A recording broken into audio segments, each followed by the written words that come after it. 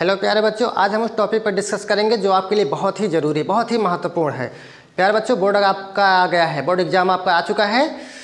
तो ऐसे में आप लोग डरे हुए हैं ना, खास तो हाई स्कूल वाले, क्योंकि भाई उनके लिए पहला बार रहेगा। तो डरने की ज़रूरत नहीं है, पहली बार हो या आखिरी बार हो। डरना किस बात का, हमें डरना नहीं है। डर के आगे क्या है, जीत है। तो आप डर को बाहर निकालो भैया, तुम्हारा भी काम नहीं है। बाहर चलो, बाहर चलो, ठीक है, बाहर चलो। फिर उसके बाद देखो, शाम को ही अपना निकलने से पहले, जैसे एक दिन पहले निकलेंगे तो शाम को इस सारी व्यवस्था आप निकल लीजिए। क्या क्या, जैसे आपके आधार कार्ड हो गया, पहले रख लीजिएगा, एडमिट कार्ड रख लीजिए, पासपोर्ट साइज की एक फ़ोटो रख लीजिए, पेंसिल, जो भी चीज़ें हैं आपकी ज़रूरत की, वो सारी चीज़ों को आपको रख लेनी है शाम को ही, ठीक है। उसके बाद 9-10 तक पढ़िए जो भी पढ़ना हो। उसके बाद आप आराम से सो जाइए, भरपूर नींद लीजिए आराम से।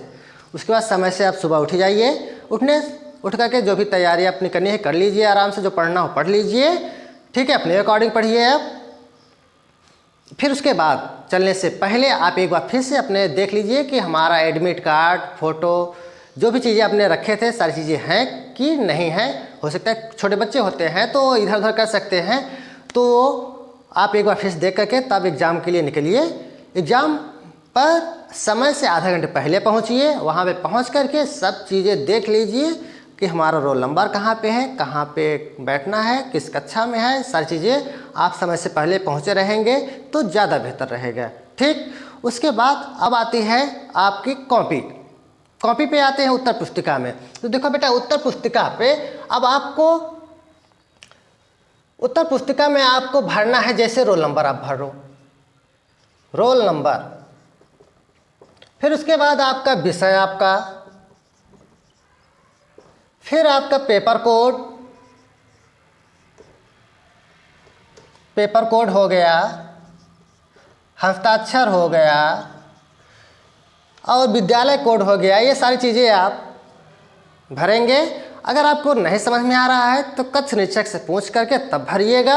आप कोई गलती नहीं करेंगे, इस बात का भी विशेष ख्याल रखना है, ठीक। उसके बाद फिर आपकी कॉपी, दूसरे नंबर पे कॉपी पे आप जैसे लिखेंगे तो उसमें क्या काम करेंगे, काफ़ी पेन कलर का पेन का प्रयोग नहीं करेंगे, काले और नीले रंग का प्रयोग करेंगे आप, ठीक है। तो देखिए, जैसे हेडिंग आपको बनाना है, जीवन परिचय लिखना है, जीवन परिचय लिखना है किसी का, तो आप इतना लिखिए, इतना काफ़ी है। अब इतना ये भी मत करो, इतना लिख करके आप यहाँ से लिखना स्टार्ट कर दीजिए। अब ये नहीं कि आप इसमें आप डिज़ाइन बनाना स्टार्ट कर दीजिए। डिज़ाइन बनाने से कोई मतलब निकलेगा नहीं। ये आपका कोई ड्राइंग का पेपर नहीं है कि आप डिज़ाइन बनाना स्टार्ट कर दे रहे हैं, ठीक है। आपको लगना चाहिए कि हेडिंग है कि क्या है क्या नहीं है। ये समझ रहे हैं, समझ रहे हैं। इन सब बातों का आपको विशेष ध्यान देनी है। फिर उसके बाद जब आप शुरू करिए, शुरू करने से पहले ही पेपर को आप अच्छी तरह से पढ़ लीजिए, ठीक। पेपर को अच्छी तरह से जब आप पढ़े रहेंगे तो आपको अंदाज़ा लग जाएगा कि हमको कितने क्वेश्चन इसमें से आ रहे हैं, कितने नहीं आ रहे हैं। तो जो प्रश्न आ रहा है उसको पहले आप लिखिए। जो प्रश्न आ रहा है उसको पहले लिखिए, जो प्रश्न नहीं आ रहा है उसको बाद के लिए छोड़ दीजिए। समझ रहे हैं, नहीं समझ रहे हैं? क्योंकि अगर आप एक सीरियल से अगर लिखना आप स्टार्ट करने की कोशिश करेंगे तो क्या होगा, सीरियल के चक्कर में आपका जैसे 1 2 3 4, अगर इसके अकॉर्डिंग अगर आप लिखना स्टार्ट कर रहे हैं, हो सकता है कि ये वाला आपको नहीं आ रहा है क्वेश्चन। तो जो आ रहा है, आपने क्या काम किया, 2 मिनट में सारे क्वेश्चन को कर दिया, 2 मिनट में। और ये क्या काम किया, ये 8 मिनट ले लिया आपका। सोचो पहले, 3 क्वेश्चन आपने क्या काम किया, 6 मिनट में कर दिया और एक अकेले को 8 मिनट में किया। तो क्या मतलब निकला, नंबर कितने मिलने वाले हैं, 1 नंबर इसका मिलेगा, 1 नंबर इसका मिला, अगर 1 नंबर इसका मिला तो 3 नंबर मिले टोटल। और इस 3 नंबर टोटल अगर आपको मिले और इसमें भी आपको अगर किसी तरीके से अगर दे भी दिया एग्जामिनर 1 नंबर दिया, तो सोचो पहले आपका कितना मिनट लॉस गया और मिला कितना, 1 नंबर मिला भी कि नहीं मिला, वो भी कोई कंफर्म नहीं है। तो इसलिए पहले जो क्वेश्चन आपको आ रहा है उसको पहले लिखने की कोशिश करिएगा।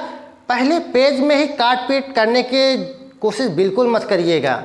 अगर आप काट पीट अगर स्टार्ट कर दिए तो एग्जामिनर आकलन कर लेंगे कि इसके आगे भी कैसी कॉपी इनकी होगी। समझ रहे नहीं समझ रहे हैं? तो कभी कभी ऐसे भी हो जाता है कि आपको 70 नंबर में कितना उनको देना है, 70 में वो सब अंदाज़ा लग जाता है, दे देते हैं कभी कभी अपने मन से भी। हालांकि ऐसा होता नहीं है, समझ नहीं समझ रहे। तो इसलिए आप काट पीट करेंगे नहीं, वाटने का प्रयोग बिल्कुल नहीं करेंगे। इन सब बातों का विशेष ध्यान देना है, ठीक है। तो इतना हो गया। फिर उसके बाद अब आपका आता क्या है, हाँ, प्रश्न संख्या, उत्तर संख्या। या आपके जैसे प्रश्न लिख रहे हैं तो प्रश्न संख्या जरूर आपको लिखना है। क्या लिखना है? प्रश्न संख्या आपको जरूर लिखना है। ये गलती बिल्कुल मत करिएगा। समझ नहीं समझ रहे हैं? प्रश्न संख्या आप जरूर लिख करके तब आप उत्तर संख्या अपना लिखिए। फिर उसके बाद तब तक में आपका आ जाएगा क्या, जानते हो क्या? अटेंडेंस शीट आ जाएगी। अटेंडेंस शीट भी आपको भरना उतना ही ज़रूरी है, या तो ये कहें कि उससे भी ज़्यादा ज़रूरी है कि एक क्वेश्चन छूट जाएगा वो चल जाएगा, लेकिन अटेंडेंस शीट आपकी नहीं छूटनी चाहिए। अटेंडेंस शीट और हस्ताक्षर आपका होना उस पर बहुत ही ज़रूरी है। समझ नहीं समझ रहे हैं? अगर वो छूट जाएगा तो आपका पेपर देने न देने का कोई मतलब निकलेगा नहीं। आपको इस बात का भी विशेष ध्यान देना है, ओके। फिर उसके बाद अब आपका क्या बच रहा है? प्रश्न में जो पूछा गया है, प्रश्न में जो पूछा गया है उसी का उत्तर दीजिए आप। समझ रहे हैं? नहीं समझ रहे हैं? अपने मन से मत कुछ लिखिएगा। और लास्ट में कुछ बच्चे ये भी गलतियां कर देते हैं कि जैसे उसमें कुछ भी नहीं आ रहा है, हालांकि मिलता जुलता कुछ अगर लिखेंगे तब तो नंबर मिलने का कुछ चांस रहेगा। अगर मनमाना कुछ अगर चीज़ इधर उधर लिख देंगे, जैसे कुछ बच्चे क्या होते हैं, आते हैं सामने, सुनने को मिलता है कि नहीं आ रहा है तो गाना लिख कर चले आए हैं, शायरी लिख कर चले आए हैं, चुटकुला लिख कर चले आए हैं। अरे ये बताओ, क्या एग्जामिनर आपको कैसे लग रहे हैं? दिमाग से सही नहीं होते क्या जो बैठे होते हैं, जो चेक करने वाले? आपके गाना और शायरी चुटकुल्ले पे आप लिख देंगे तो क्या उसमें आपको नंबर मिल जाएगा? बोलिए, नहीं बोलिए। कुछ बच्चे क्या काम करते हैं, पैसा भी रख देते हैं। क्या आपके 100-200 के लिए वो बैठे हैं आपकी कॉपी चेक करने के लिए? बोलिए। ये सब गलती आप बिल्कुल नहीं करेंगे। और इन सब से आपको कुछ मिलने जुलने वाला नहीं है। इन सब अफवाहों में मत रहिए कि वो कोई बताया होगा कि 100 रुपये रख देंगे तो एग्जामिनर खुश होकर के आपको नंबर पास कर देगा दे करके। ऐसा कभी नहीं होता है। वो टीचर होते हैं, समझ नहीं समझ रहे? टीचर होते हैं वो। और टीचर और माँ बाप एक तरह के होते हैं। माँ बाप भी यही सोचते हैं कि मेरा बेटा मुझसे ज़्यादा तरक्की करे, और टीचर भी यही चाहता है कि मेरे पढ़ाए हुए स्टूडेंट मुझसे बड़े पोस्ट पर हों।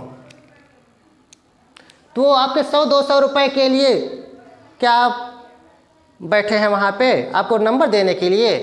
इस गलत फहमी में बिल्कुल भी किसी भी बच्चे को नहीं रहना है।